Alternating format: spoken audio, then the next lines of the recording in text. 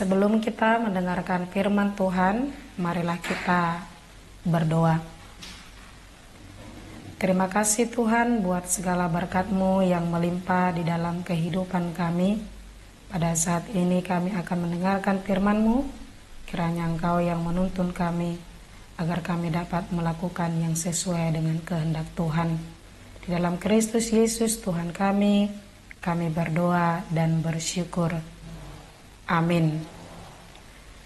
Saudara yang terkasih dalam Kristus Yesus, sebelum kita melaksanakan aktivitas kita pada satu hari ini, ada baiknya kita terlebih dahulu merenungkan firman Tuhan yang terambil dari Amsal 3 ayat yang ke-11. Hai anakku, janganlah engkau menolak didikan Tuhan, dan janganlah engkau bosan akan peringatannya. Di bahasa Batak dikatakan, Ale anaha, saya unang toison pengajaran di Jahoba, jala unang hagitikon pisang-pisangna. Demikian bunyi firman Tuhan.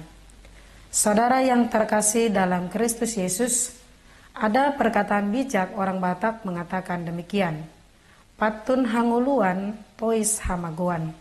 Yang kalau diterjemahkan ke dalam bahasa Indonesia, perlu sopan santun dan ramah untuk bertahan hidup, sementara orang yang sombong, angkuh, dan pembangkang akan membawa kepada celaka. Apa yang dimaksud dengan perkataan tersebut? Perkataan itu mengajak kita supaya kita tidak menyepelekan yang namanya didikan dan pengajaran.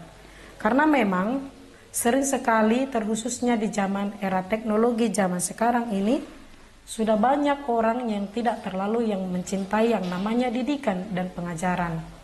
Bahkan juga terkhususnya kaum muda sudah lebih tertarik dengan yang namanya dunia media sosial. Apalagi dengan pengaruh handphone atau gadget di zaman sekarang ini, sudah banyak lebih tertarik dengan mencintai aplikasi-aplikasi terbaru dengan video-video TikTok, capcut, dan juga terkhususnya dengan mencintai games. Bahkan jikalau ada anak-anak di zaman sekarang ini ketika mendengarkan yang namanya didikan pengajaran, sudah menganggap didikan dan pengajaran itu sebagai suatu hukuman atau rasa kebencian yang ditunjukkan kepada dirinya sendiri. Karena itulah melalui pengajaran Raja Salomo, firman Tuhan hari ini mengajak kita, mengatakan, hai anakku, janganlah engkau menolak didikan Tuhan, dan janganlah engkau bosan akan peringatannya. Mengingatkan kita kembali bahwa didikan yang diberikan dan pengajaran yang dari Tuhan bukanlah merupakan suatu hal yang menunjukkan kebencian atau rasa tidak suka. Sama seperti Allah yang mendidik atau memberikan pengajaran kepada bangsanya, bukan karena Tuhan tidak cinta dengan bangsanya, tetapi Allah menginginkan bangsanya itu menjadi bangsa yang sesuai dengan firman Tuhan. Karena itu, ajaran dan didikan yang diberikan Tuhan adalah merupakan menunjukkan rasa cinta kasih-Nya kepada kita sebagai umat yang diciptakannya, supaya kita memiliki moral dan karakter yang baik sebagai anak-anak Tuhan.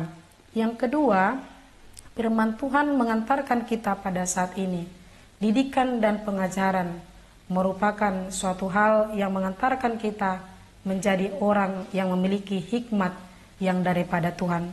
Dan yang ketiga, mengantarkan kita setiap orang yang menerima didikan dan pengajaran akan memberikan kebahagiaan dan keselamatan, sama halnya seperti melaksanakan rambu-rambu lalu lintas.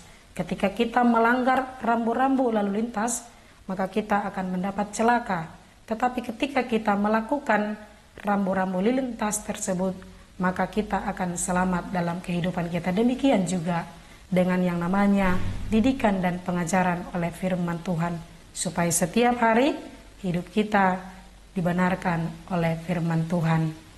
Amin, kita berdoa.